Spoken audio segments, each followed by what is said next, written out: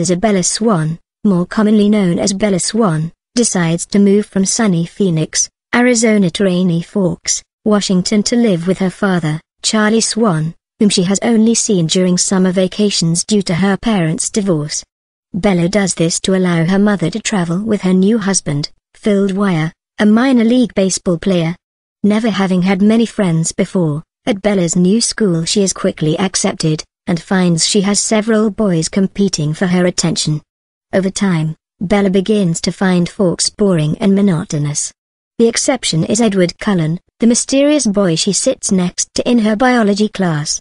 The enigmatic Cullen family, all of whom are described as being inhumanly beautiful, have the reputation of being very reserved and clannish. From her first experience with Edward, when he flashes her a look of hate, to his attempts to be moved from Bella's class, she finds herself unable to stop thinking of him. Through careful observation, Bella realizes that Edward is not quite normal, but despite having many theories cannot bring herself to believe that there is a supernatural explanation for Edward's behavior. Bella believes Edward hates her, but this begins to change. He displays superhuman abilities in saving Bella from being hit by an out-of-control van about to crush her in the student parking lot of the high school. She confronts him with the strangeness of the situation, but he refuses to talk to her about it. As time passes, Bella and Edward are time and again drawn to each other despite Edward's best efforts to keep his distance from her.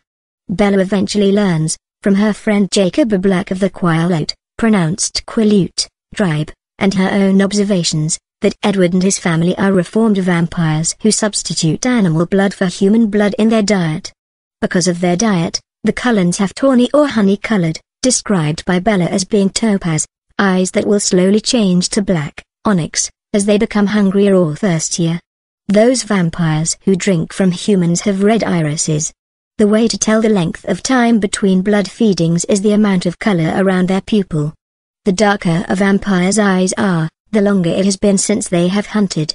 The members of the family include Carlisle, Esm, Rosalie, Emmett, Jasper, and Alice. Carlisle is the oldest and the head of their family. He has become used to the smell of blood in order to do what he loves, being a doctor to humans. His wife, Esm, has a very sweet, caring disposition. She is the mother to the entire family. Esm once revealed to Bella that she has lost a child of her own, thus Edward's happiness means a great deal to her, because she loves him just as much as she would love her own son. Rosalie is Emmett's mate, although she was originally intended to be Edward's. Emmett is very large and muscular with a sunny disposition and bear-like countenance. Alice is clairvoyant and ends up befriending Bella. Her clairvoyance often comes in the form of visions. Alice also has a problem that none of the other Cullens do, in that she cannot remember her life before she was changed. Jasper is her mate and has the most trouble adhering to the Cullens' diet, since he is the newest member of the family. He has the ability to manipulate the emotions of those around him by emanating a calming influence. Edward's gift is that he can hear what anyone around him is thinking, with the single exception of Bella herself. We later find out that Bella is also immune to every other psychological gifts. Despite the obstacles presented by the Cullens' vampiric nature, Edward and Bella fall in love. Their foremost problem is Bella's alluring scent, which makes it difficult for Edward to restrain himself from drinking her blood. However, despite this, and Bella's strange knack for constantly landing herself in dangerous situations, they manage to stay together, safely, for a time. Bella's lack of fear regarding Edward's nature as a vampire, her constant longing for him, and the fact that she is impervious to his gift for reading minds throws Edward off balance. He returns her love but is always confused as to why Bella feels the way she does about him and his family. He advises that she stay away from him for her own safety, all the while denying his desire to keep her close at hand. The seemingly blissful state of affairs is thrown into chaos when another vampire coven sweeps into Forks, and their leader, James, sets his sights on Bella. Thrilled as much by the idea of outwitting a clan of vampires as by Bella's scent, an interstate game of cat and mouse ensues.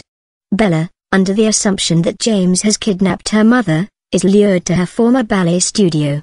At the studio, James tells Bella about Alice, his former prey. However, James' attention centers back on Bella, and attacks her. Edward rescues Bella before she is almost killed by James, along with the Cullen clan, save for Ism.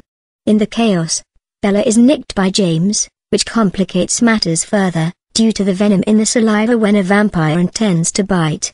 The venom works its way through the body, ceasing blood flow and shutting down the heart. This process of changing into a vampire is incredibly painful, as described by Carlyle. Edward takes up the task of sucking the venom out of Bella, thus saving her from the transformation, while also restraining his urge to drain or turn her. Bella then blacks out and wakes up in a hospital bed. She finds out that she has a broken leg, several broken ribs, among other injuries. There, she talks to Edward about the fight with James, including why Edward sucked the venom back, preventing her from becoming a vampire. The book ends with the two going to Bella's prom. Beneath the surface, tension remains as Bella wishes for Edward to turn her into a vampire so the two can spend eternity together, while Edward refuses to do so. The reason for Edward's adamant decision not to turn Bella into a vampire is not revealed.